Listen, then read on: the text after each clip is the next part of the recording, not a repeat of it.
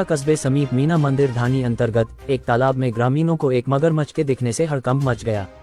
तालाब में मगरमच्छ होने की सूचना गांव में आग की तरह फैल गई, जिसके बाद स्थानीय ग्रामीणों में भय का माहौल पैदा हो गया। ग्रामीण दिन भर तालाब की रखवाली करने को मजबूर हो रहे हैं।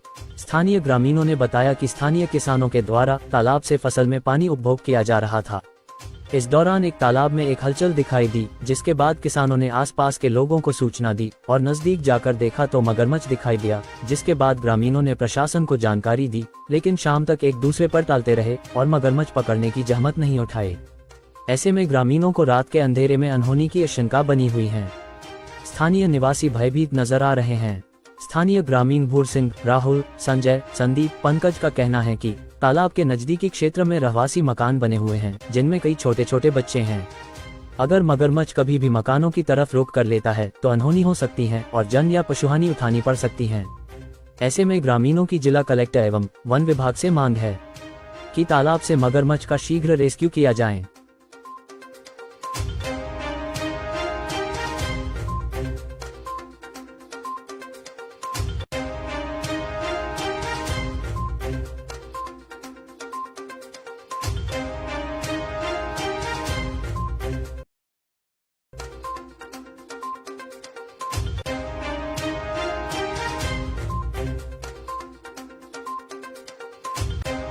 राजस्थान राज्य भारत स्काउट व गाइड जिला मुख्यालय करौली के तत्वाधान में जिला स्काउट गाइड भवन में आयोजित किए जा रहे राज्यपाल पुरस्कार अभिशंसा शिविर के उद्घाटन जनता पार्टी के जिला अध्यक्ष शिव कुमार सैनी ने कहा कि करौली जिले में स्काउट गाइड के विकास के लिए हर संभव सहयोग प्रदान किया जाएगा। करौली सीओ स्काउट अनिल कुमार गुप्ता ने बताया कि राजस्थान राज्य भारत स्काउट व गाइड जिला मुख्यालय करौली के तत्वाधान में जिला स्काउट गाइड भवन में आयोजित किया जा रहे राज्यपाल पुरस्कार जांच एवं अभिशंसा शिविर का जिलाध्यक्ष शिव कुमार सैनी ने झंडा फहराकर उद्घाटन करते हुए कहा कि करौली जिला भारत स्काउट गाइड के क्षेत्र में राज्य स्तर एवं राष्ट्रीय स्तर पर अपनी पहचान कायम करें, इसके लिए हर संभव प्रयास किया जाएगा एवं हर संभव सहयोग प्रदान किया जाएगा। इस अवसर पर उन्होंने कहा कि स्काउट गाइड के माध्यम से बालक बालिका में बहुत से गुणों का विकास होता है। उन्होंने कहा कि वह स्वयं भी स्काउट में रह चुके हैं और शिविर जीवन का आनंद प्राप्त कर चुके हैं। भारत स्काउट गाइड संगठन में शिविर जीवन का आनंद अपने आप में महत्व रखता है।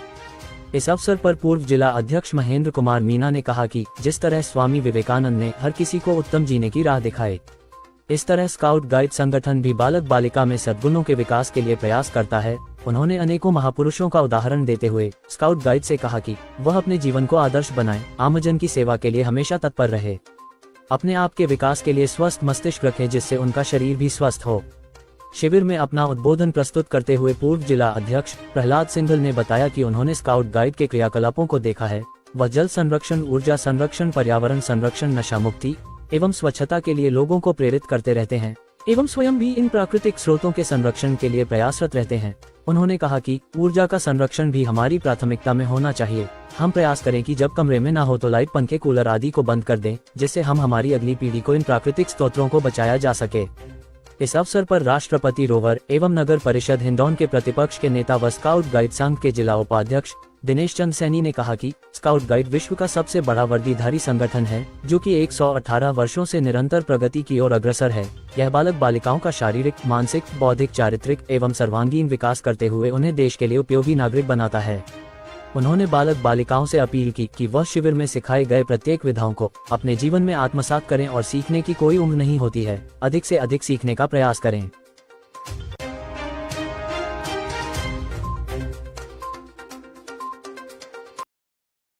GPS senior secondary school Gangapur city कक्षा एलकेजी से 12वीं तक शिक्षा, संस्कार, अनुशासन एवं समर्पण के साथ श्रेष्ठ शिक्षा देने वाला एकमात्र संस्थान। नमस्कार, न्यूज़ 7 राजस्थान देख रहे सभी दर्शकों को। और आप देख सकते हैं इस वक्त की बड़ी खबर, महात्मा गांधी गवर्नमेंट स्कूल वजीरपुर, जहां अब समय हो रहा है 10:10 से ऊपर का, और अभी अंदर प्रार्थना सभा चल रही है और जिसमें सिर्फ 2 ही शिक्षक मौजूद। दिखाते हैं आपको अंदर का नज़ारा।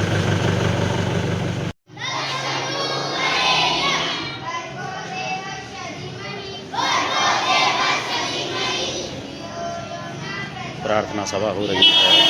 प्रार्थना के समय सिर्फ 2 ही शिक्षक यहाँ दिखाई दे रहे हैं। ये हाल है सरकारी विद्यालयों का।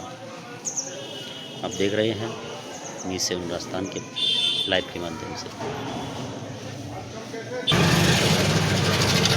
ये सब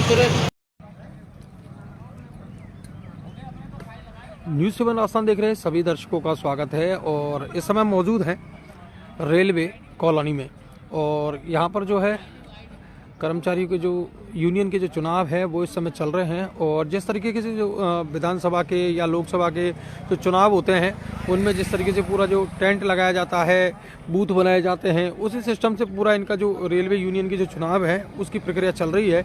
और 5 यूनियन जो है वो उनकी मान्यता के लिए चुनाव के मैदान में है। तो यूनियन की मान्यता को लेकर जो है चुनाव इस समय रेलवे में चल रहे हैं और ये सभी जगहों पर ये चुनाव की प्रक्रिया चल रही है। 5 यूनियन चुनावी मैदान में है और पूरी वो की वही प्रक्रिया है जिस तरीके से विधानसभा लोकसभा के चुनाव होते हैं उसी तरीके से वोटिंग हो रही है। 3 दिन ये वोटिंग चलेगी, यानी कि कल वोटिंग हो चुकी, आज जो है आज दूसरा दिन है मतदान का और कल तीसरा दिन रहेगा, अंतिम दिन रहेगा।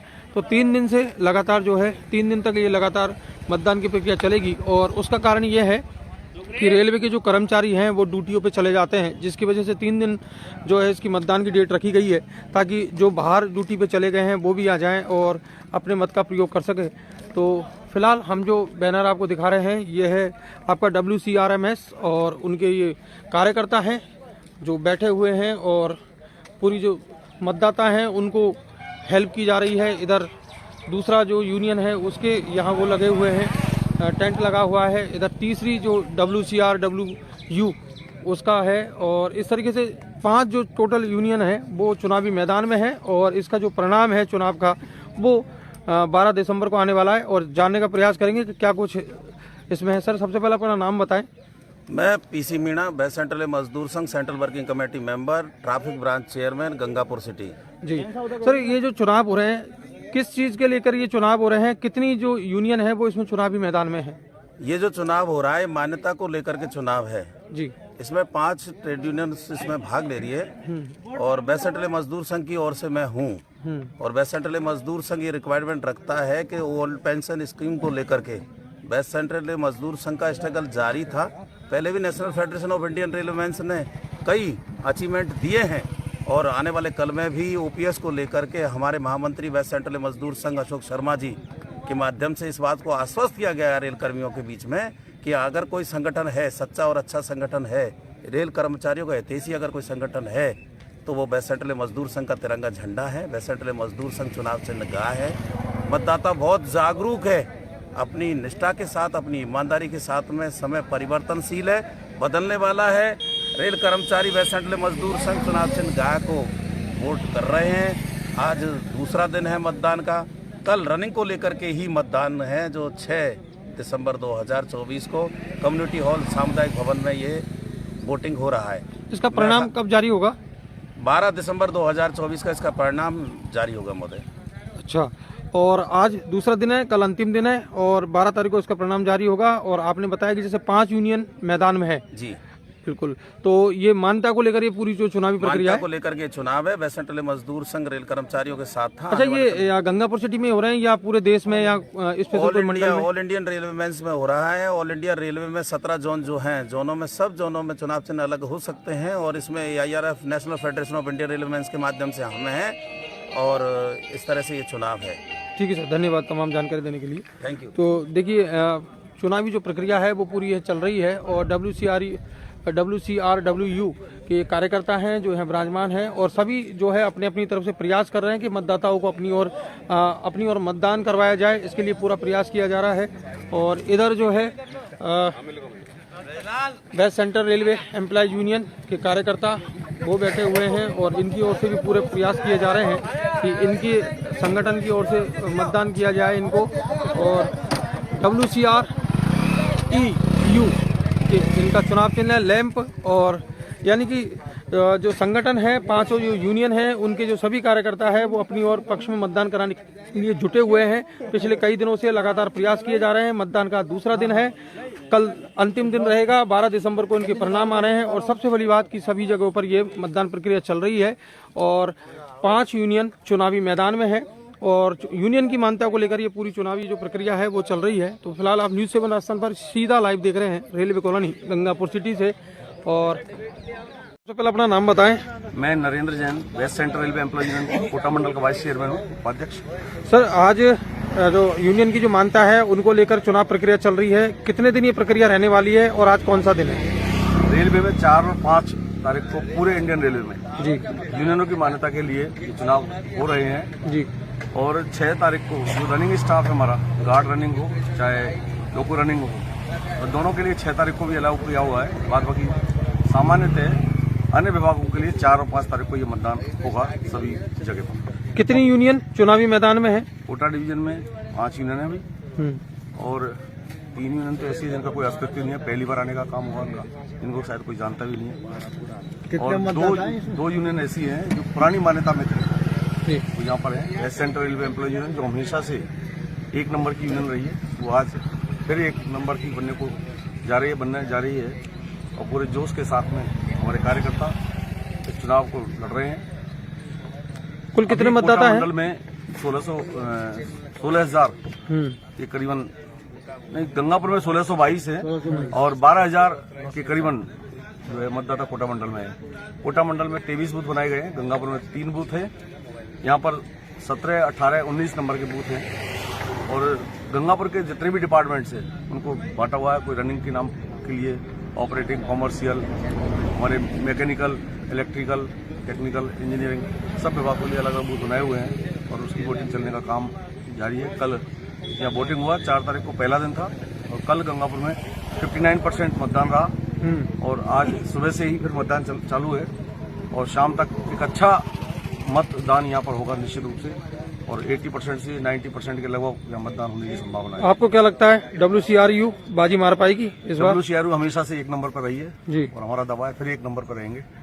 और शेष सारी यूनियनें 2nd नंबर के लिए झगड़ा कर रही हैं, लेकिन हमारा 1 नंबर है, था, रहेगा, इसमें कोई शक नहीं। चुनाव परिणाम कब जारी होने वाले? चुनाव परिणाम 12 तारीख को निकलेंगे। 12 तारीख को काउंटिंग होगी। अभी 12 तारीख को टाइम लगेगा क्योंकि मैनुअल है, ये सारा कुछ बैलेट से हो रहा है हमारे यहाँ, तो बैलेट की काउंटिंग में टाइम लगता है, तो हो सकता है लेट आवर्स तक जो है अलग अलग मंडलों के अलग अलग परिणाम आएंगे। ये जोन स्तर पर चुनाव होता है, महाप्रबंधक स्तर पर। WCRU किन मुद्दों के साथ चुनाव लड़ रही है? हमारे मुद्दे हैं, मेन जो मुद्दा है, आने वाले समय में 8वें वेतन आयोग के लिए संघर्ष करेंगे। सरकार को 8वां वेतन आयोग देना पड़ेगा, इसके लिए हमारा संघर्ष रहेगा। हमारे 18 महीने का जो DA सरकार ने रोका कोरोना काल में, जबकि रेलवे चलने का काम हुआ, हमारे तमाम कर्मचारी ड्यूटी पर थे, लेकिन उसके बावजूद भी रेलवे ने जो है वो DA को रोकने का काम किया, उसके लिए संघर्ष किया जाएगा।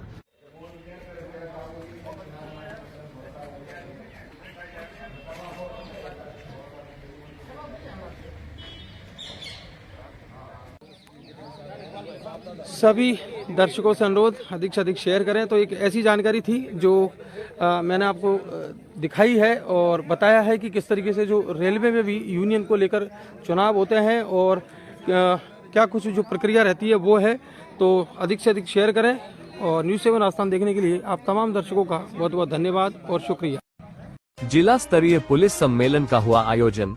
पुलिस अधीक्षक ब्रिजेश ज्योति उपाध्याय के नेतृत्व में जिला स्तरीय पुलिस सम्मेलन का आयोजन हुआ। पुलिस अधिकारियों ने अपने नवीन विषयों पर अपने अपने व्याख्यान प्रस्तुत किए। इस दौरान करौली एडिशनल SP गुमान राम, हिंडौन एडिशनल SP सत्येंद्र पाल, करौली DY SP अनुज शुभम, मासलपुर थाना अधिकारी नीरज शर्मा, कुड़गांव थाना अधिकारी रुक्मणी तथा सभी थाना अधिकारी एवं पुलिस उपाधीक्षक अधीक्षक मौजूद रहे।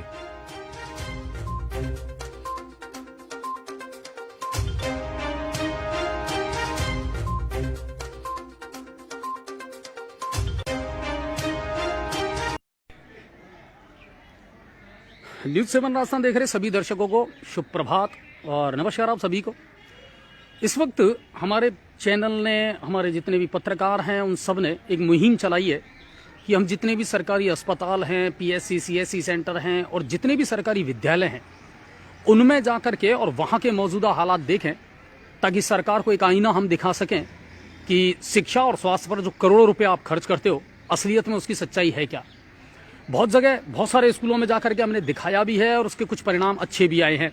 कुसाएं है, रायपुर है, वजीरपुर है, वहाँ के विद्यालयों को देखा है। कल मैंने खुद ने जाकर के बड़ी उदय के कुछ विद्यालयों का निरीक्षण किया है और अब इस वक्त मैं मौजूद हूँ जो संस्कृत विद्यालय है हुगाड़मल बालाजी गंगापुर सिटी पर।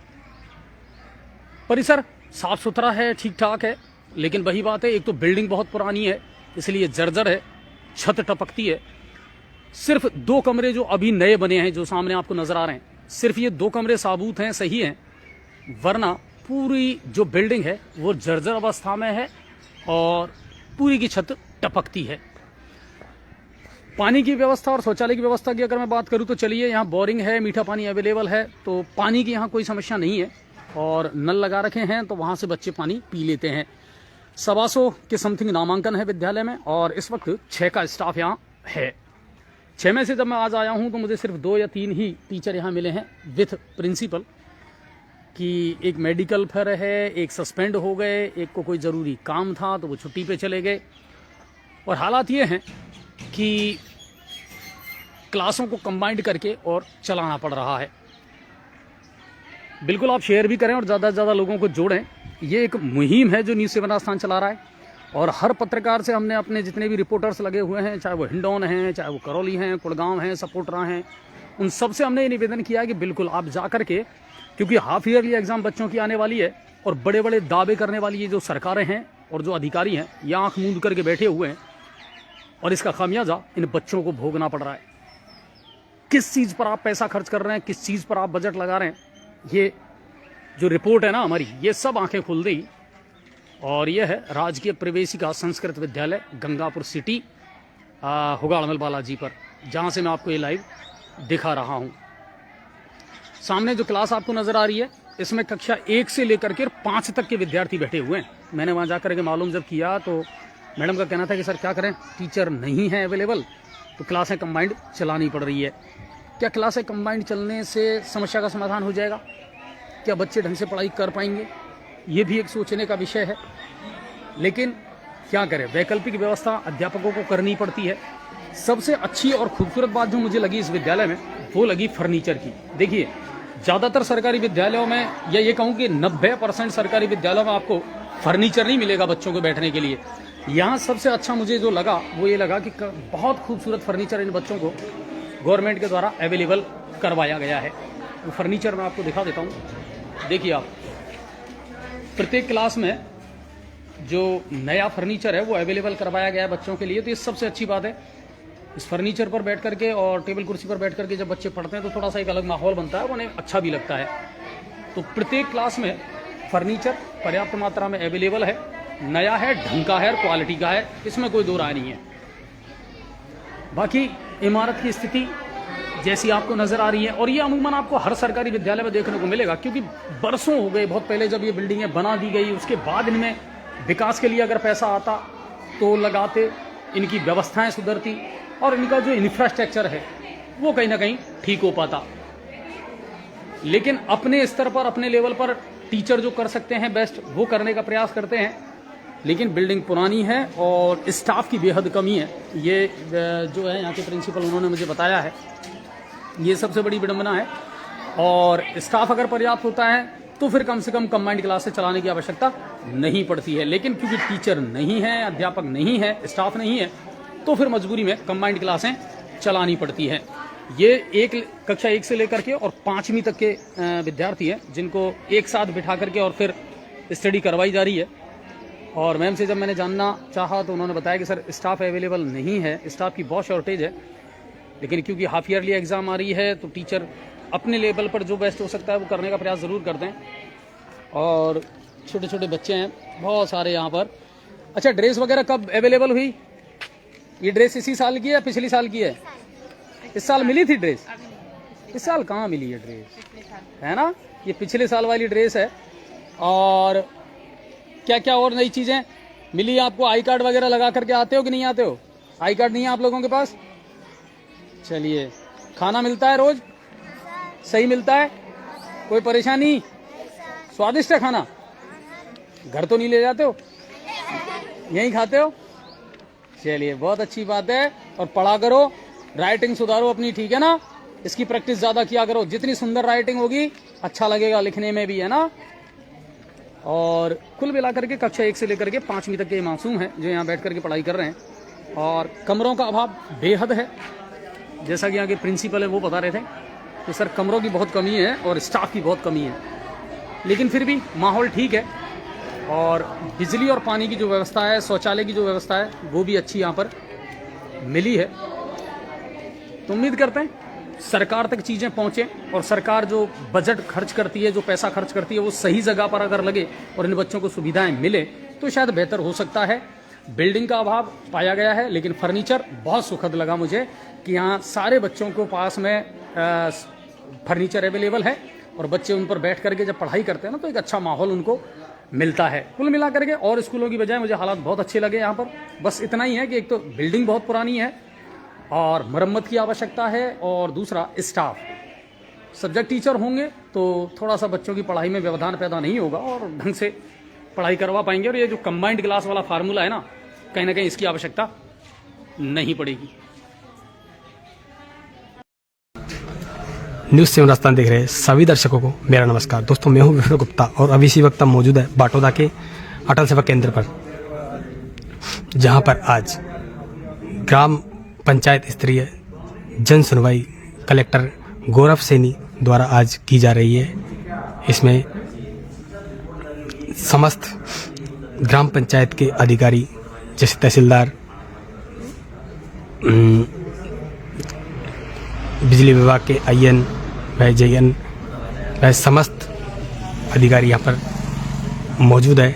हम आपको सीधा लाइव तस्वीर के माध्यम से दिखा रहे हैं। लाइव को शेयर करते चलिए और आगे हम देखते हैं कि ग्रामीणों की जो समस्या का निराकरण होगा या न होगा, या उसको हम सीधा लाइव में दिखाने। लाइव को शेयर करते चलिए।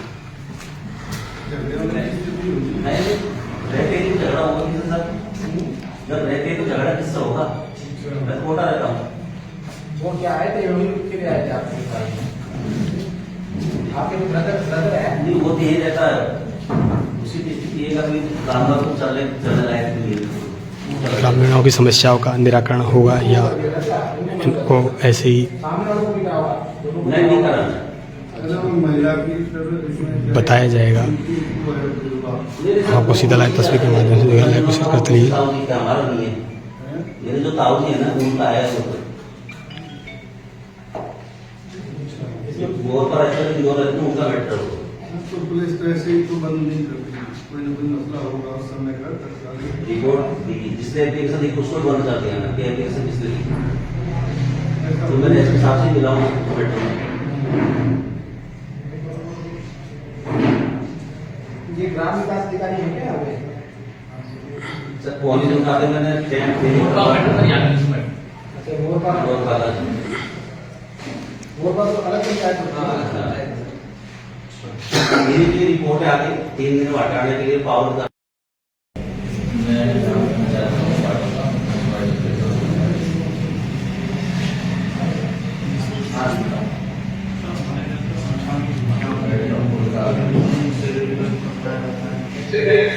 राधेश्याम जी मूव करवा नहीं क्या?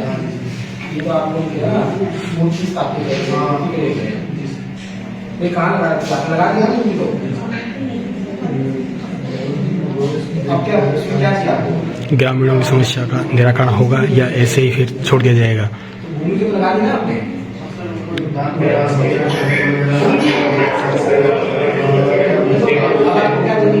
लगा दी ना,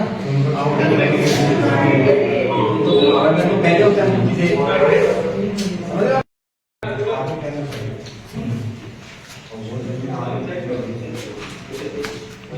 आपके इस कौन सा काम ये होता है, ठीक है, वो आउटलाइन में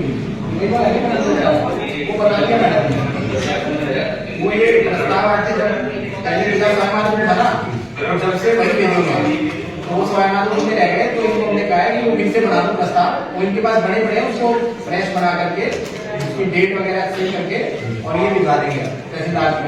और पहले हुए 2 सप्ताह में आपको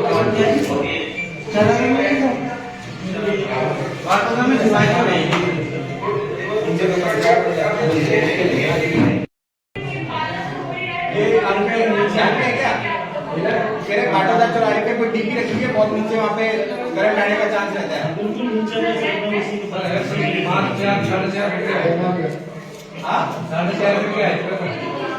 ठीक है, सही है आप लोग के हिसाब से।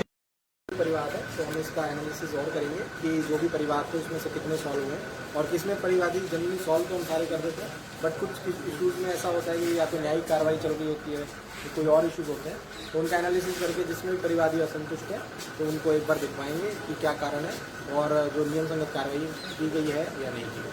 सर, आप लगातार जनता की सेवा और जनता की समस्याओं को हल करते रहते हैं, तो आप जनता को क्या संदेश देना चाहते हैं ताकि जनता गुमराह ना हो और अपनी समस्याओं को लेकर जागरूक बने, या आपसे?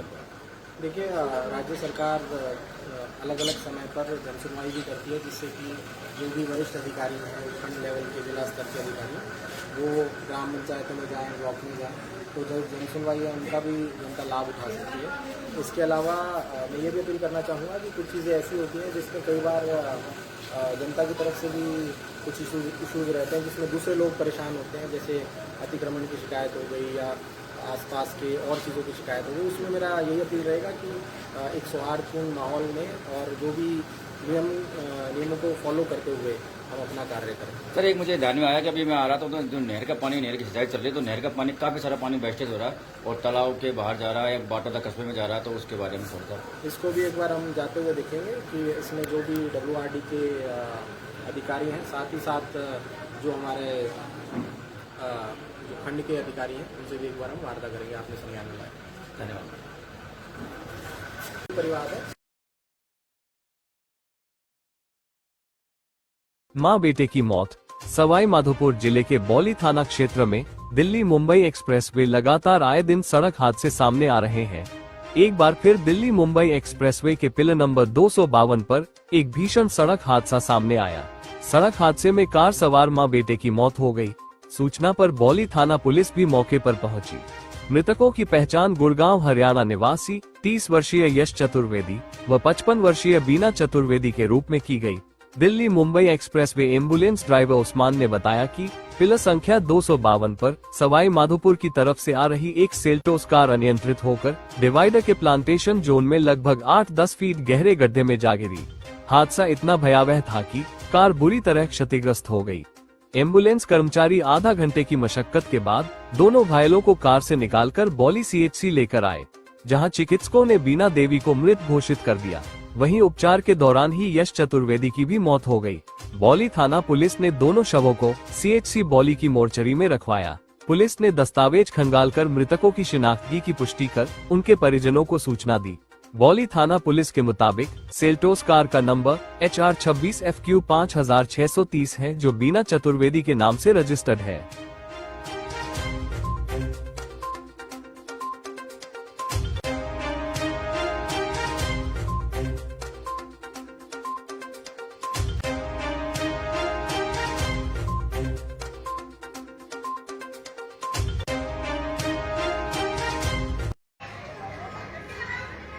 न्यूज़ 7 राजस्थान देख रहे दर्शकों को एक बार फिर से नमस्कार। आप सभी को बहुत बहुत स्वागत है।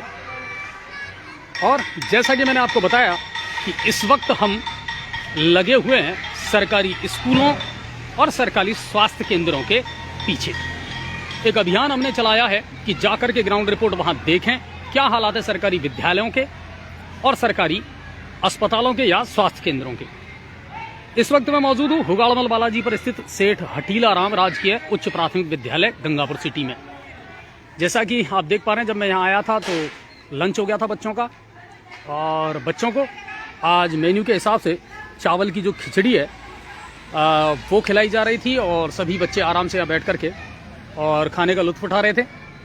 विद्यालय परिसर ठीक लगा मुझे। लगता है एक माहौल है कि हाँ विद्यालय जैसा लगना चाहिए।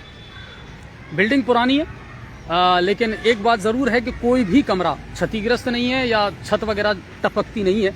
ये यहाँ सुकून की चीज़ मुझे मिली है कि बिल्डिंग से रिलेटेड यहाँ कोई समस्या नहीं है। स्टाफ भी यहाँ पर पर्याप्त है। स्टाफ को लेकर के कोई समस्या यहाँ पर नहीं है, पर्याप्त स्टाफ अवेलेबल है। और यहाँ आकर के मैंने बहुत सारी व्यवस्थाओं को भी देखा है। ये 2 नाकारा हेडपंप हैं PSD के सरकारी के लगाए गए थे, लेकिन दोनों में अब पानी नहीं है तो ये सूख चुके हैं और कोई काम अब नहीं आ रहे। यहाँ जो मूलभूत समस्या मुझे नजर आई वो आई शौचालयों की। देखिए सबसे बड़ी बात यह है कि प्रधानमंत्री मोदी का ये अहम था, जितनी सरकारें आई उन्होंने इस बात को सबसे ज़्यादा ध्यान दिया कि कम से कम शौचालयों की व्यवस्थाएं हर विद्यालय में होनी चाहिए। लेकिन जो बरसों से चले आ रहा ढल रहा है वही चल रहा है। और शौचालयों की अगर मैं बात करूं तो गर्ल्स और बॉयज़ के शौचालय तो हैं मगर पर्याप्त मात्रा में नहीं है, और एक स्टाफ के लिए यहाँ शौचालय की कोई व्यवस्था नहीं है। ये ज़रूर खामी मुझे यहाँ देखने को मिली है। और इसके अलावा जो ये मैदान आपको नज़र आ रहा है, स्टाफ से जब मेरी बात हुई थी तो उनका कहना था कि साहब किसी भामाशाह के द्वारा या सरकार के द्वारा अगर इसमें इंटरलॉकिंग करवा दी जाए या एक रास्ता सा बना दिया जाए, स्टेज का निर्माण हो जाए तो ये विद्यालय एक अलग लुक में आ सकता है और बहुत खूबसूरत लगेगा। बिल्डिंग बहुत अच्छी है, कहीं कोई समस्या नहीं है, स्टाफ इनके पास में पर्याप्त है। और एक सबसे अच्छी बात जो मुझे लगी, यहाँ डिफेंस, यस, आत्मरक्षा के गुर जो बच्चियाँ हैं उनको सिखाया जा रहा है। यहाँ जो पीटीआई हैं वो श्रीगंगानगर की रहने वाली है, जो पोस्टेड है यहाँ पर, वो प्रतिदिन क्लास लेती है बच्चियों की। लास्ट पीरियड जो होता है उसमें बच्चियों को फिर वो सेल्फ डिफेंस के जो गुर हैं वो सिखाए जाते हैं। और जो एचएम है वो हमारे साथ में मौजूद हैं। सर अपना नाम बताएं। शिवदयाल मीणा से। शिवदयाल जी, कैसा माहौल है विद्यालय का? और अगर स्टाफ की मैं बात करूं, किताब कॉपी या जो और जो चीजें हैं बेसिक, वो पर्याप्त है बच्चों के लिए? हमारा जो स्टाफ है बहुत ही बढ़िया है। सब हम एक टीम के भावना के साथ में काम करते हैं। हाँ, एक लीडरशिप के रूप में और टीम भावना के साथ में हम एक दूसरे के सहयोग से काम करते हैं और विद्यालय को एक पॉजिटिव तरीके से आगे ले जाने की कोशिश करते हैं सर। अच्छा, अभी जैसे आपने बताया बिल्डिंग से रिलेटेड कोई समस्या नहीं है, अभी हमारे पास पर्याप्त है, वो पर्याप्त है, स्टाफ भी पर्याप्त है, बिल्कुल पर्याप्त है सर। अब जो समस्या है, एक तो आप जो बता रहे थे तो शौचालय की, हमारे एक महिला शौचालय की यहाँ पर बड़ी आवश्यकता है सर। बाकी और तो बढ़िया हमारा काम चला, लेकिन महिला शौचालय का हमें अत्यंत आवश्यकता है। ठीक है। और इसके अलावा जैसे अगर एक एंट्रेंस है, क्योंकि नीचाई में पड़ता है ये विद्यालय, तो थोड़ा सा अगर ऊंचाई पे हो जाए तो एक तो जल भराव की समस्या से भी निजात मिल जाए और एक अच्छा लुक आ जाएगा। अच्छा लुक आ जाएगा सर। और इसके अलावा क्या आवश्यकताएं हैं? इसके अलावा तो सर हमारे थोड़ा कंप्यूटर की भी, हमारे यहाँ पर कंप्यूटर भी नहीं है कंप्यूटर नहीं है, लेकिन उसके लिए हम प्रयासरत हैं और शायद हम जो है 1-2 महीने बाद ये हमारे कंप्यूटर आने की पूरी संभावना है। हमने लाइट की पर्याप्त व्यवस्था है, लाइट पर्याप्त 24 घंटे, पानी पर्याप्त आता है, परंतु थोड़ा सा कंप्यूटर की है तो कंप्यूटर की हमारे भामा साहब से हमने बात कर रखी है और इस विचार को हम आगे बढ़ा रहे हैं। चलो, बहुत बढ़िया। उन्होंने यशस्वी किया है, तो हो सकता है महीने 1.5 महीने के अंदर हमारा कंप्यूटर विद्यालय के अंदर आ जाएगा, तो हम बहुत सारी समस्याओं से निजात पा लेंगे। अच्छा, एक चीज और मुझे सबसे अच्छी लगी है जो मैंने यहाँ करके और बच्चों से भी मैंने मालूम किया था, सेल्फ डिफेंस की क्लासेज। जी सर। ये क्या आइडियाज है, ये किस तरह से चला रहे हैं आप लोग? सर ये पहले तो हम प्रार्थना में बताया, अभी ये हमारे 3-4 दिन की ट्रेनिंग थी, मैडम की 8-9 दिन की ट्रेनिंग हुई थी अभी यहाँ पर, तो ये 2 दिसंबर से हमने इसको चालू किया है और हम प्रत्येक 8, 7 और 8 पीरियड में बच्चियों को, जैसे हमारे 6ठी से 8वीं 31 बच्चियाँ हैं, 31 बच्चियों में से हम 25-26 बच्चियों का जो है डेली हम जो है आत्मरक्षा के गुर सिखाते हैं। चलिए, उन टीचर से भी हमारी मुलाकात आप करवाएं जो ये गुर सिखा रही हैं, ताकि वो एक मैसेज जो है ना वो लोगों में जा पाए। तो एक ये बहुत अच्छी चीज़ मुझे लगी। और महिला स्टाफ है यहाँ पर जो अपना जैसे भी एजुकेशन वगैरह है वो प्रॉपर करवा रहे हैं। और देखिए छोटे छोटे बच्चे हैं, करीने से अपनी जूती चप्पल जमा करके यहाँ पर रखी है और हरियाली भी अच्छी मिली है मेरे को। यहाँ पर चारों तरफ बढ़िया पेड़ पौधे लगे हुए हैं और पानी की पर्याप्त व्यवस्था है। बस ये 2 जो नाकारा हेडपंप है ना, पीएचडी अगर थोड़ा सा ध्यान दे देता, या तो इनको हटाई देते या इन बोरिंग्स को अगर बंद कर देते आप, तो ज़्यादा बेहतर होता। बाकी पीने के पानी की यहाँ पर्याप्त व्यवस्था है। और वो मैम भी हमारे साथ हैं जो अब यहाँ डिफेंस के गुरु बच्चों को सिखा रही हैं। मैम अपना नाम बताएं। सुनीता सोखल। कहाँ के रहने वाले हो? श्रीगंगानगर। ओके, अभी आपने प्रशिक्षण लिया और प्रशिक्षण के बाद में अब कैसा रेस्पॉन्स यहाँ की बच्चियों के द्वारा आपको मिल रहा है, या प्रतिदिन आप किस तरह शेड्यूल को जो है कर रही हैं? रोजाना बताइए, रोजाना जो क्लासेज आप ले रही हैं किस तरह सिखा रहे हैं बच्चों को? जैसे सर अभी शाम के टाइम सिखाती हूँ बच्चों में, सुबह तो क्लास लगती है जैसे, तो 3-3:30 से 4 बजे तक मैं इनको बच्चों को सिखाती हूँ जो भी मुझे सिखाया गया। जैसे भी कैसे कोई हम कहीं जा रहे हैं तो हम अपनी सुरक्षा कैसे कर सकते हैं और कौन सी स्किल हम कैसे यूज कर सकते हैं और अपना बचाव कैसे कर सकते हैं, वो सब मैं बच्चों को सिखा रही हूँ। अच्छा, बच्चों का रेस्पॉन्स कैसा मिल रहा है बच्चियों का? ले रहे हैं इंटरेस्ट ले रहे हैं? हाँ, इंटरेस्ट लेके वो जैसे कल 2:30 बजे थे करीब। तो बच्चियां बुलाने आ गई, मैडम कल वाला हमें कराओगी नहीं क्या आप? मैंने कहा हाँ बिल्कुल करवाऊंगी, टाइम होने दो, टाइम पे करवाऊंगी। तो कितनी देर चलता है ये? जैसे आधे घंटे का ले रही हूँ मैं अभी तो, है ना। अच्छा, उसमें एक चीज और है मैम, आपने बहुत अच्छी बात बताई, लेकिन डिफेंस करने के लिए कहीं ना कहीं इंटरनल स्ट्रांगनेस भी बहुत जरूरी है। बिल्कुल सर, तो उसके लिए आप क्या, बहुत जरूरी है। उसके लिए आप क्या करते हैं? बच्चों को किस तरह बताते हैं? जैसे खान पान अच्छा हो, डाइट अच्छी हो, है ना, क्योंकि फिजिकली फिट होना भी बहुत जरूरी है। फिजिकली फिट, कोई भी चीज अगर गलत हो गई तो उसका रिएक्शन भी तो हो सकता है ना। बिल्कुल सर, बिल्कुल। तो वो चीजें कैसे सिखाते हैं? जैसे उनको पहले थोड़ा बॉडी से जैसे वार्म अप कराती हूँ, थोड़ा इनको व्यायाम वगैरह बताती हूँ, योगा, क्योंकि ऐसे करेंगे तो अपनी इंजरी भी हो सकती है। यस, मैं वही कहना चाह रहा हूँ। तो उनको थोड़ा वार्म अप, उनको थोड़ा शरीर को गर्मा के, है ना, गर्म करके, और फिर इनको मैं सिखाती हूँ तुम्हें कैसे करना है, और जो गलत करती है उनको फिर आराम से सही बताती हूँ, तुम सही तरीके से करो इसको। अच्छा, और जो ट्रेनिंग आप पर डे देती हैं वो दूसरे दिन फिर उसको एग्जीक्यूट? हाँ, उसको रिपीट करती हूँ। पहले जो कल सीखा उसको पहले वापस से रिपीट करो। उसमें कुछ गलती आ रही है, बच्चियाँ नहीं उसको आ रहा है, तो उसको फिर से पहले बताती हूँ इसको कैसे तुम तो बच्चे इंटरेस्ट ले रहे हैं? हाँ, बच्चियाँ बिल्कुल इंटरेस्ट लेके सीख रही है। ठीक है, तो कुल मिलाकर के ये है गुड टच बैड टच, ये चीजें बहुत पहले से चली आ रही हैं विद्यालयों में, और अभी की नई चीज जो आई है ये बहुत अच्छी चीज आई है, और विद्यालयों को भी इससे सीखना चाहिए, समझना चाहिए। तो कुल मिलाकर के हमारा जो अभियान है शिक्षा में और स्वास्थ्य में, क्या कुछ सरकार बजट दे रही है और धरातल पर जाकर के सच्चाई क्या है, वो बताने की हमारी जो मुहिम है ये लगातार जारी रहेगी। लगातार अलग अलग इलाकों में जाकर के हमारे रिपोर्टर स्कूलों की स्थिति देखेंगे, स्वास्थ्य केंद्रों की स्थिति देखेंगे, जहां जो समस्या है बिल्कुल उनको उजागर करेंगे, चाहे वो फिर नेगेटिव हो या पॉजिटिव हो। हटीदाराम विद्यालय जो है राजकीय उच्च प्राथमिक विद्यालय, वहां से मैं आपको ये लाइव दिखाया था। सब कुछ वेल अप टू डेट मिला, बस छोटी छोटी जो खामियां हैं उन पर ध्यान देने की आवश्यकता है, ताकि इन बच्चों को एक अच्छे एनवायरनमेंट में अच्छी सुविधा के साथ में पढ़ाई मिल पाए और माहौल मिल पाए, तो ये बच्चे ना सिर्फ अपने समाज का, परिवार का नाम रोशन कर सकते हैं। उम्मीद करता हूं आप सब हमारे इस अभियान में हमारा साथ देंगे और बिल्कुल इस मुहिम को हम चलाते रहेंगे। धन्यवाद आप सभी का।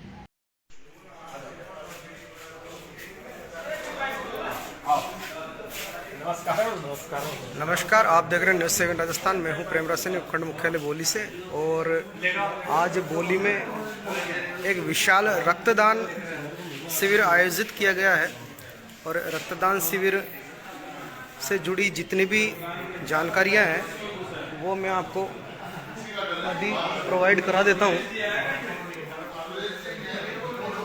काफ़ी विशाल ये रक्तदान शिविर रहा है आज, और अब अंतिम चरण की ओर है, और अरुणोदय जन कल्याण सेवा संस्थान की ओर से ये रक्तदान शिविर आयोजित किया गया है, और बोली CSC में अभी ये अंतिम चरण की ओर है।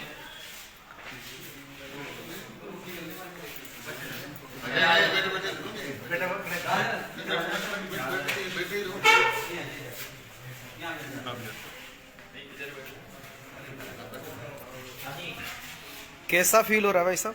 बढ़िया हो रहा था। कितनी बार आप दे चुके हैं ब्लड डोनेशन? कितनी बार? तीसरी बार। Very good. पूरी जानकारी के लिए इस कार्यक्रम के जो एम्बेसडर हैं श्रीमान रामावतार जी मीना, उनसे पूरी जानकारी लेते हैं। एक बार दिखा दूं, इनका जो ग्रुप है वो दिन भर जो वर्क कर रहा था वो आपके सामने न्यूज़ 7 राजस्थान पे बिल्कुल लाइव है। सर, सबसे पहले तो आप सबका न्यूज़ 7 राजस्थान पर स्वागत है, और जानना चाहूँगा इस डोनेशन कैंप को लेकर कि अब तक कितना तो ब्लड डोनेट हो चुका है, और क्या इसके वो रहे होंगे? अभी हमारा लगभग 8:30 बजे से हमारा रक्तदान का शिविर शुरू हुआ था, जो अरुणोदय जन कल्याण सेवा संस्थान के तत्वावधान में आयोजित किया जा रहा है। डॉक्टर भीमराव अंबेडकर जी के निर्वाण दिवस पर हमने रक्तदान तीसरी बार किया है। वैसे रक्तदान हम 6ठा कैंप है, लेकिन इस 6 दिसंबर को जो ये निर्वाण दिवस आता है अम्बेडकर जी का, उसके उपलक्ष्य में हमारा तीसरा कैंप है। और इस बोली क्षेत्र के अंदर तो ब्लड डोनेशन कैंप की शुरुआत ही हमने करी, हमारी संस्था की तरफ से ही हुई थी, जो 2014-15 में हमने शुरुआत की थी। उसके बाद से कई सारी संस्थाएं इस क्षेत्र में बढ़ी है, सामाजिक सेवा के क्षेत्र में, आज हमारा ये कैंप बहुत ऐतिहासिक कैंप है। इतना जोश, इतना उत्साह नौजवानों के अंदर पहले कभी नहीं देखा।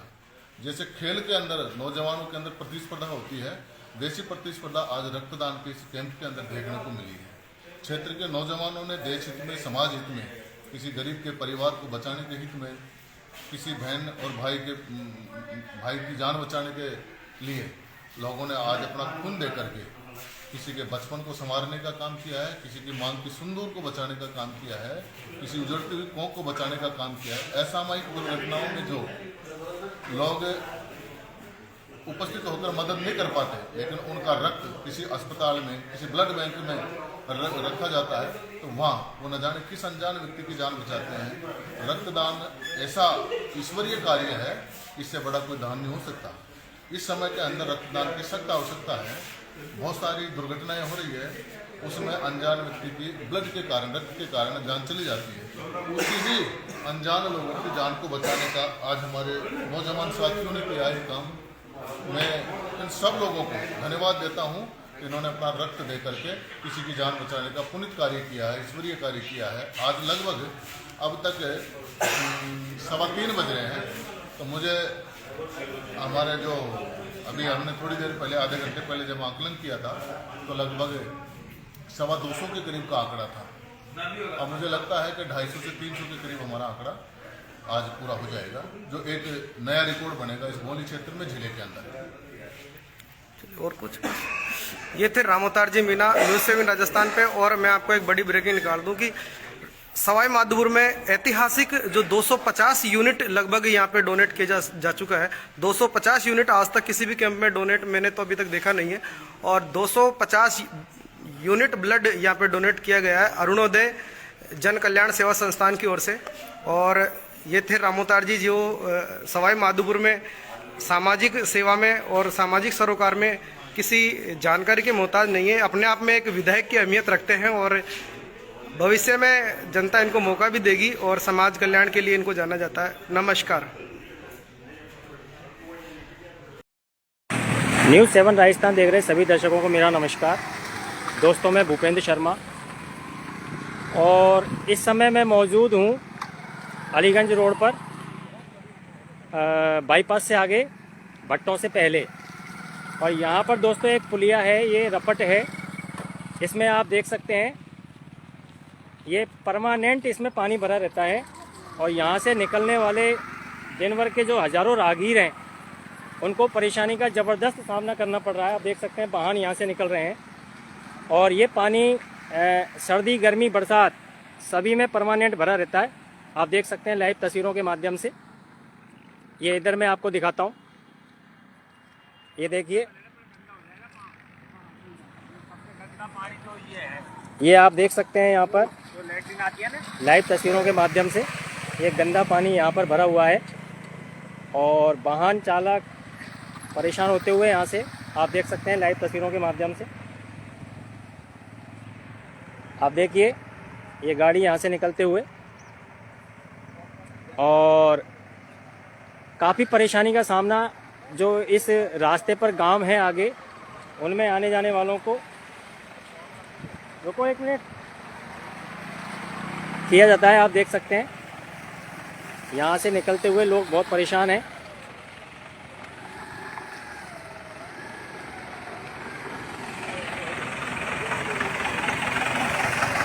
आप देख सकते हैं ये वाहन यहाँ से निकलते हुए।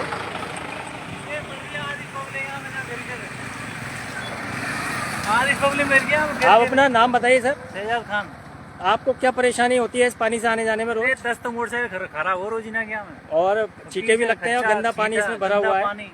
कोई सुनवाई नहीं कर रहा। हाँ जी, आप अपना नाम बताइए सर। सर मेरा नाम जबल किशोर है। तो ये पानी कब से भरा हुआ है यहाँ पर? सर यहाँ पे प्रतिदिन आए हमेशा भरा रहता है पानी यहाँ पे। तो इससे कितनी परेशानी का सामना होता है लोगों को? परेशानी होती है, रोज रोज गाड़ी खराब हो जाती है, कम से कम 2-5 गाड़ी रोज रोज खराब हो जाती है, और ये हमेशा रहता है यहाँ पे पानी। तो देखिए आप यहाँ पर जो राहगीर हैं वो भी अपनी परेशानी बयान करते हुए कि यहाँ पर इस पानी से लोगों को कितनी परेशानी उठानी पड़ रही है। आप देख सकते हैं लाइव तस्वीरों के माध्यम से। ये राहगीर कितनी परेशानी हो रही है बाबा साहब? ऐसा बहुत परेशानी है यहाँ, रोज तो गिर जावे पब्लिक, रोज गिर जाती है पब्लिक। टेम्पो होंदा होगा, परसों है अभी तो 2 टेम्पो होंदा हो गया। दो होगा। आप अपना नाम बताइए सर। मेरा नाम बद्दल भाई साहब। कौन सा गांव है? मुटला। मुटला। तो यहाँ से निकलने वाले आप देख सकते हैं हजारों लोग वाग हैं, ग्रामीण हैं। रोज परेशानी आती है, या ये दांती पे टेम्पो गया छोटा वाला और वो औंधा हो जाता है, लोगों को चोट भी बहुत लगती है। परेशानी है, बहुत परेशानी का सामना करना पड़ता है। आप देख सकते हैं लाइव तस्वीरों के माध्यम से। अभी देखो आप स्कूल की एक गाड़ी आते हुए इसमें से, ये देखो राहगीर अपनी परेशानी बयान करते हुए आप देख सकते हैं लाइव तस्वीरों के माध्यम से। परेशानी का सामना लोगों को जब देखो देखो देखो देखो देखो देखो देखो ये देखिए आप लाइव बिल्कुल आप देख सकते हैं। बेचारे एक राहगीर हैं जो इस गड्ढे में आप देख सकते हैं, महिला भी बैठी हुई है उनके पीछे और इनकी गाड़ी इसमें फंस चुकी है।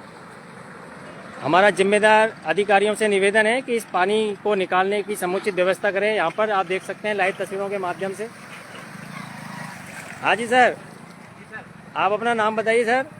जी सर, मेरा नाम जोनू वैष्णव है। तो इस पानी से कितनी परेशानी उठानी पड़ रही है लोगों को? सभी लोगों को बहुत ज़्यादा परेशानी उठानी पड़ रही है। तो आप क्या मांग करते हो प्रशासन से? इस पर विशेष ध्यान दिया जाए, कम ज़्यादा से ज़्यादा। लोगों को बहुत परेशानी आ रही है। जैसे अभी आप देख सकते हैं ये महिला है बेचारी और ये एक पुरुष है जो गाड़ी इनकी बंद हो चुकी है इस पानी में और परेशानी का ज़बरदस्त इनको सामना करना पड़ रहा है। आप देख सकते हैं लाइव तस्वीरों के माध्यम से। बच्चे भी हैं, महिलाएं भी हैं, यहाँ से निकलती हैं रोज़ और प्रशासन बिल्कुल भी इस पानी की ओर ध्यान नहीं दे रहा है। यहाँ से निकलने वाले हर राहगीर को इस पानी से परेशानी का सामना करना पड़ता है और हज़ारों की संख्या में जो लोग हैं जो इन गांवों में जाते हैं उनको बहुत ज़बरदस्त परेशानी का सामना यहाँ पर जो है करना पड़ता है। आप देख सकते हैं लाइव तस्वीरों के माध्यम से न्यूज़ 7 राजस्थान पर। ये देखिए आप वाहन यहाँ से निकलते हुए और इनकी भैया की गाड़ी बंद हो चुकी है इसमें इस पानी की वजह से। आराम से आराम से, बहुत परेशानी का सामना करना पड़ रहा है भैया। आप नाम बताइए अपना। बंटी गुजर। तो इस पानी की वजह से कितनी परेशानी उठानी पड़ रही है आपको? बहुत ज़्यादा परेशानी उठानी पड़ रही है कि मोटरसाइकिल पूरी खत्म ही हो जाएगी ऐसे तो हर एक आदमी की। अभी आपके साथ महिलाएं भी थी, उनको भी शायद थोड़ा सा पानी में जो है दिक्कत आई थी। दिक्कत आई थी। आप देखिए बिल्कुल लाइव तस्वीरों के माध्यम से कि इस पानी की वजह से लोगों को बहुत परेशानी का सामना करना पड़ रहा है और ये पानी इधर भरा हुआ है। आप देख सकते हैं यहाँ से बाहर निकलते हुए महिलाएं निकलते हुए। तो जो जिम्मेदार अधिकारी हैं उनसे हमारा निवेदन है कि इस पानी की उचित व्यवस्था की जाए निकासी की यहाँ से जल्दी। आप देखिए लाइव तस्वीरों के माध्यम से।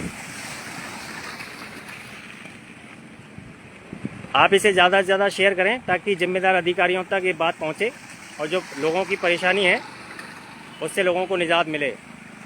न्यूज़ 7 राजस्थान से जुड़ने के लिए धन्यवाद। देखिए एक बाबा साहब और हैं हमारे साथ। सर अपना नाम बताइए। मेरा नाम अशोक कुमार गुजर है सर।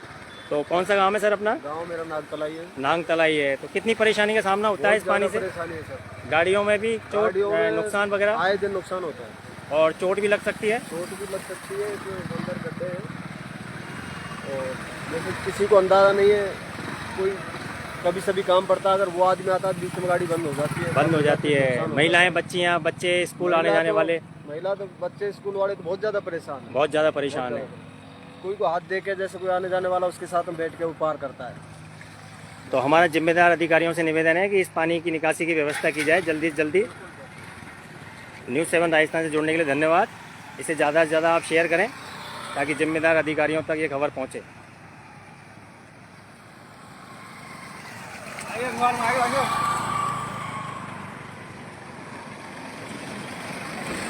अवैध खनन माफियाओं के हौसले बुलंद, वन विभाग के कर्मचारियों को लाठी डंडों से गंभीर रूप से किया घायल। कुछ दिन पूर्व पुलिस अधीक्षक ब्रजेश ज्योति उपाध्याय ने अवैध खनन से युक्त 12 ट्रकों को किया था जब्त। वन विभाग द्वारा जब्त की गए एलएनटी को भी ले गए माफिया। कार्मिकों को रात्रि में गहरी खाइयों में छुपकर बचानी पड़ी जान। हिंडौन सदर थाना क्षेत्र के सांकरा पहाड़ में अवैध खनन के खिलाफ वन विभाग सदर द्वारा बुधवार रात कार्यवाही के दौरान 10-12 जनों ने वन विभाग टीम पर लाठी डंडों व हथियारों से हमला कर दिया। घटना के बाद घायल वन विभाग के 2 वन कर्मियों को जिला अस्पताल में भर्ती कराया गया, जिसमें सदर थाना पुलिस ने घायल वन कर्मियों से पर्चा बयान लिए। वन विभाग सदर में कार्यरत वन कर्मी पिंटी सिंह व अर्जुन कुमार ने बताया कि बुधवार को क्षेत्रीय वन अधिकारी शुभम शर्मा को सूचना मिली थी कि सांकरा पहाड़ी क्षेत्र में अवैध खनन चल रहा है, जिनके निर्देशन में वनपाल अर्जुन कुमार के नेतृत्व में वन कर्मियों में पिंटी सिंह, विजेंद्र मीना, सियाराम व लोकेश बेनीवाल सरकारी जीप से रात करीब 8:10 मौके पर पहुंचे। घायलों ने बताया कि इस दौरान मौके पर LNT मशीन पहाड़ी क्षेत्र में अवैध खनन करती हुई मिली। इस दौरान टीम ने मशीन को रुकवाकर सीज नाका लगा दिया। वनकर्मियों ने बताया कि तभी गांव से करीब 10-12 लोग लाठी डंडा व हथियार लेकर आ पहुंचे और ताबड़तोड़ हमला कर दिया। इसी के साथ सरकारी जीप पर हमला कर तोड़फोड़ कर दी। घायलों के आरोप है कि मौके से LNT मशीन से सीज नाका हटाकर उसे छुड़ाकर ले गए, जिसमें वन कर्मियों ने मौके से भागकर जान बचाई। इधर गुरुवार को क्षेत्रीय वन अधिकारी शुभम शर्मा भी जिला अस्पताल पहुंच गए। उन्होंने घायल वन कर्मियों से घटना की जानकारी ली। घायलों ने सदर थाना पुलिस को पर्चा बयान देकर मामला दर्ज कराया है। इधर क्षेत्रीय वन अधिकारी शुभम शर्मा ने बताया कि घटना की पूरी जानकारी करौली DFO को दे दी गई है। साथ ही राजस्थान वन अधिनियम के तहत आरोपी पक्षों पर मामला दर्ज कर विभागीय कार्यवाही भी शुरू की गई है।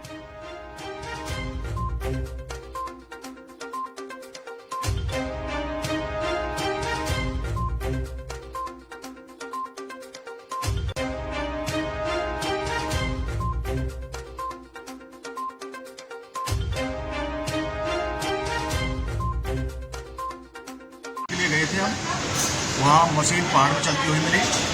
उस मशीन पे अपन ने सीजर मार्क का चस्पा किया और चस्पा करने के बाद में वो 8-10 लोग सांकड़ा गांव के घनश्याम मीना, किल्लू मीना आदि वहाँ पहुँचे और उन्होंने सीजर मार्क को उखाड़ दिया और जब से मशीन को ले गए और हमारे ऊपर लाठी डंडों से हमला कर दिया। जैसे तैसे स्टाफ गाड़ी तक पहुँचा। गाड़ी पे आकर भी उन्होंने गाड़ी पर भी हमला किया, गाड़ी की भी तोड़फोड़ की गई और हम जैसे जान बचा के हिंदौन अस्पताल में भर्ती हुए। अवैध खनन के खिलाफ कार्रवाई करने के लिए हम जैसे वन क्षेत्र में जाते हैं तो हम वैसे तो पूरी वो रखते हैं सुरक्षा, लेकिन उन्होंने अचानक ही हमला किया था वहाँ जब्ती के दौरान। और हमले के दौरान कुछ भी समझ में नहीं आया, उन्होंने इतनी तेज़ी से हमला किया तो हम जैसे तैसे जान बचा कर निकले वहाँ। ये शाम करीब लगभग 6:30 से 6:30 समथिंग सांकड़ा वन क्षेत्र में मशीन चलने की सूचना मिली। तो मैंने मौके पर स्टाफ को रवाना किया। स्टाफ मौके पर पहुंचा, मौके पर पहुँच कर उन्होंने LNT मशीन को जब्त करने की कार्रवाई की थी और जैसे ही कार्रवाई वहाँ कर रहे थे तो घनश्याम मीना आदि कुछ लोग बाग आकर के वहाँ इनके साथ हाथापाई की, इनके ऊपर लाठियों से मार की सूचना दी और मौके पर ही वहाँ से रवाना हो गए। जान बचा कर हॉस्पिटल में इनको इलाज करवाया गया और पुलिस पर्चा बयान करा दिए गए हैं और पुलिस FIR दर्ज हो रही है और हमने हमारा विभागीय मुकदमा भी दर्ज कर लिया है, जिसकी कार्रवाई हम शुरू कर रहे हैं।